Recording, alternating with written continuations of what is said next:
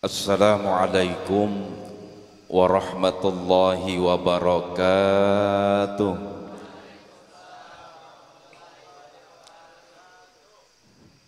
Alhamdulillahilladzi asra bi'abdihi laylam minal masjidil harami ilal masjidil aqsa.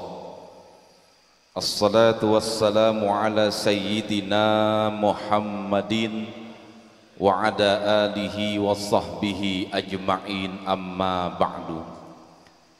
Kembali yang sama-sama kita hormati, kita muliakan, sekaligus kita banggakan teristimewa guru kita Al-Habib Hasan bin Ja'far bin Umar As-Segaf, yang sama-sama kita hormati guru kita Al-Habib Mustafa bin Ja'far As-Segaf.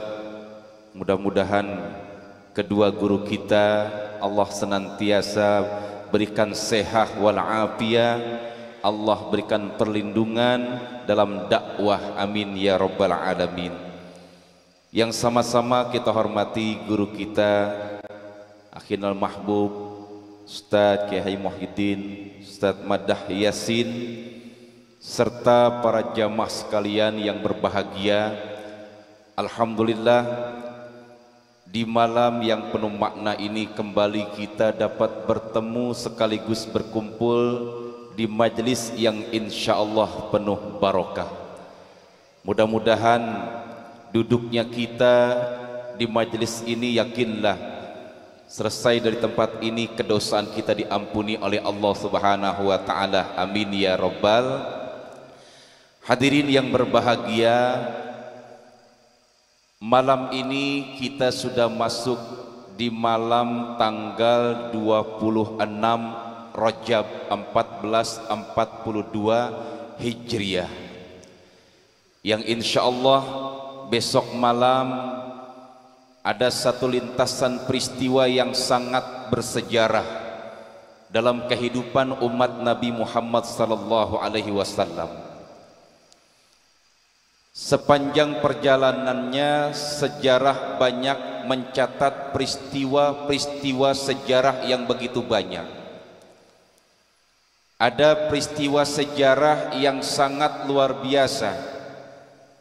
Setiap perjalanan hidup manusia selalu diiringi dengan lintasan sejarah. Kalau kita bicara bulan Muharram, kita diingatkan dengan peristiwa hijrahnya Rasul dari kota Makkah ke kota Madinah. Kita bicara bulan Dzulhijjah, diingatkan dengan Idul Kurban. Kita bicara bulan Syawal, diingatkan dengan Idul Fitri. Kita bicara bulan Ramadan, diingatkan dengan peristiwa nuzulul Quran. Kita bicara bulan Rabiul Awal, diingatkan dengan kelahiran Nabi Muhammad sallallahu alaihi wasallam. Dan kalau kita bicara bulan Rajab, maka diingatkan kita dengan peristiwa Isra dan Mi'raj Nabi besar Muhammad sallallahu alaihi wasallam. Sebagaimana dimaklumi, Al-Quran itu bukan kitab sejarah, tapi Al-Quran banyak menceritakan peristiwa-peristiwa sejarah.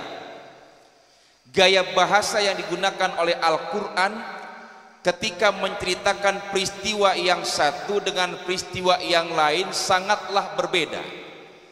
Tapi ketika Allah menceritakan peristiwa Isra dan Mi'raj, Allah mulai ayatnya, Allah mulai kalimatnya dengan menggunakan kalimat tasbih, sebagaimana tercantum dalam surat Al-Isra ayat pertama. Subhanalladzi asra bi'abdihi laylam minal masjidil harami ilal masjidil aqsa. Maha suci Allah yang telah menjalankan hambanya dari Masjidil Haram menuju Masjidil Aqsa. Makanya luar biasa ini Al-Quran. Peristiwa-peristiwa sejarah yang lain tidak satu pun diawali dengan kalimat tasbih. Ketika Allah ingin menciptakan sosok manusia idaman impian, Manusia yang pertama yakni Nabi Allah Adam alaihissalam tidak diawali dengan kalimat tasbih. Cukup Allah kumpulkan para malaikat, wa iz qala rabbuka lil malaikati inni ja'ilun fil ardi khalifah, enggak pakai kalimat tasbih. Ketika Allah ceritakan tentang umatnya Nabi Saleh yang ditelan gempa, yang ditiup angin topan yang begitu hebatnya, sedikit pun tidak satu pun diawali dengan kalimat tasbih. Tapi ketika Allah menceritakan peristiwa Isra dan Mi'raj, Allah mulai ayatnya, Allah mulai kalimatnya dengan menggunakan kalimat tasbih, maha suci Allah. Makanya nih eksistensi Isra dan Mi'raj tidak lain, kemarin guru kita nyinggung masalah ibadah sholat yang Allah titipkan pesan amanahnya kepada Nabi Muhammad. Dari mulai 50 waktu terus beliau berpikir, kalau andai kata 50 waktu kata guru kita, mungkin saat ini kita sedang ruku sujud saja. Makanya kita bersyukur ya, diberikan keringanan oleh Allah kepada Nabi sampailah kepada kita, yakni lima waktu: zuhur, asar, maghrib, isya, subuh. 5 inilah kita pegang dalam kehidupan kita. Jangan 5 ini kita lalai. Lalai gimana? Subuh, masuk subuh, bangun tidur kita langsung main handphone. Subuh handphone, zuhur main megapon, asarnya makan kue klepon, masuk maghrib nonton sinetron, masuk isya main telepon, masuk ke dalam kubur di smackdown. Mau ente di smackdown malaikat? 5 inilah yang benar-benar kita pegang, yang diamanahkan oleh Allah sampai kepada baginda Rasul, sampai kepada kita, yang diajarkan oleh guru-guru kita. 5 waktu inilah jangan sampai kita tinggalkan.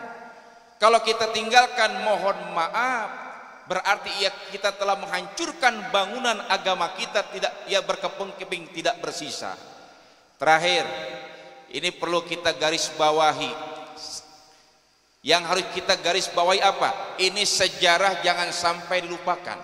Sampai hari ini banyak orang-orang yang tidak percaya dengan peristiwa Isra dan Mi'raj. Kenapa? Nabi itu katanya ngimpi, katanya. Itu kalau dijelaskan oleh guru kita tuh, ya dari kalimat bi'abdihi, ya dari kalimat bi'abdihi, maha suci Allah yang telah menjalankan hambanya. Hambanya siapa? Nabi Muhammad. Kenapa memakai kalimat kata langsung? Bisa aja kan subhanalladzi asra bi Muhammadin, kan begitu. Tapi mengapa memakai kalimat kata-kata bi'abdi, kata-kata hamba? Karena Rasulullah memang sudah dikatakan sebagai hamba Allah Subhanahu wa ta'ala. Saya mau tanya, kita hamba Allah bukan? Hamba Allah bukan? Kata siapa? Kata siapa? Kata kita. Kata Allah gimana? Ya, ngaku boleh saja, tapi Rasulullah sudah dikatakan sebagai hamba Allah. Jadi peristiwa Isra dan Mi'raj murni peristiwanya siapa? Peristiwanya Allah, yang menjalankan Allah, yang dijalani Nabi Muhammad.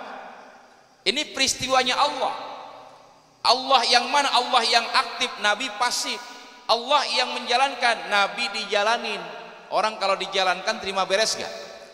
Terima beres gak? Terima beres. Jamaah Nurul Mustafa ya tahun depan diberangkatkan umroh semua. Enak gak kira-kira? Enak. Kenapa diberangkatin? Nabi pun sama, diberangkatkan oleh Allah. Allah yang mana? Allah yang maha pengasih tapi dikasih. Mudah-mudahan eksistensi nilai ibadah sholat ya tetap kita jaga sampai kita meninggal dunia dalam keadaan husnul khatimah. Amin ya rabbal. Ini saja yang dapat saya sampaikan. Hadanallah wa iyyakum ajmain. Wassalamualaikum warahmatullahi wabarakatuh.